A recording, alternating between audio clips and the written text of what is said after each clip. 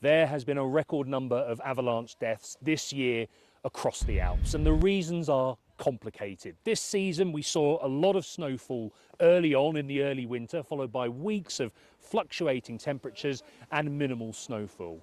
Then there was a big dump in the new year, meaning you had a lot of snow on very unstable foundations. We've joined one of the rescue teams here in the French Alps in what's been a very testing period for them. There is an enthralling beauty to what sits atop of the Tarentaise, this imposing network of valleys in the French Alps. Below, the skiers appear ant-like. Millions are drawn here every year, but this season, avalanches have been especially prevalent. Frédéric Bonvie has patrolled these pistes for more than 30 years and explains why the conditions are so unstable. We've got a lot of snow at the end of October, and then for the Christmas holidays we've got not enough snow, and then January was a month with a lot of snow and a lot of risk.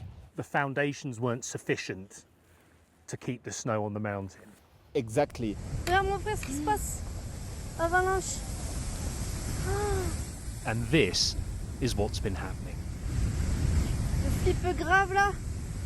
Uh-oh. They swallow everything in their path. This train in Switzerland last week was derailed. Somehow, no one was killed.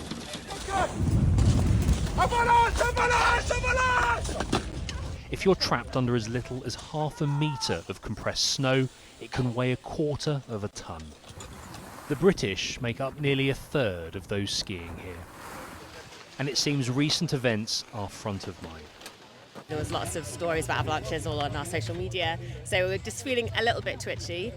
Since Monday, everything seems to be much calmer. The avalanche risk has come down from 5 to 3. I felt much more reassured. But the risk, officials say, is still high, especially with off-piste skiers who underprepare. Their message is that speed is everything. If someone has the right kit, they have a 70% chance of surviving. If they don't, it's 20%. And search methods range from the established to the pioneering. This drone uses AI to help find people Just keep patrol, rescue. And even speak to them. If you hear me, put your hand up. The dangers of going off-piste have long been known to your advanced skier. And this increased powder, they say, makes for a more exhilarating experience.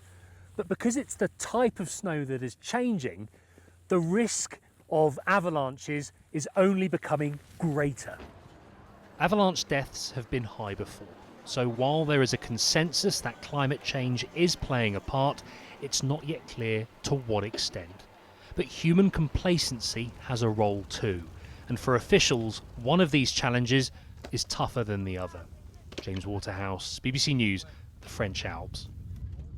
As you can see, climate change is talked about. But what's interesting is that the rescue teams also blame experienced skiers, the types that go off-piste, for not being prepared enough. In the old days, they say, they would have waited a few days after snowfall to let it settle before venturing out into these mountains. Now, there is a culture of one wanting to make the most of their week-long holiday. The Alps has seen high death rates before, but this season, you really get a sense that it's been an especially challenging time.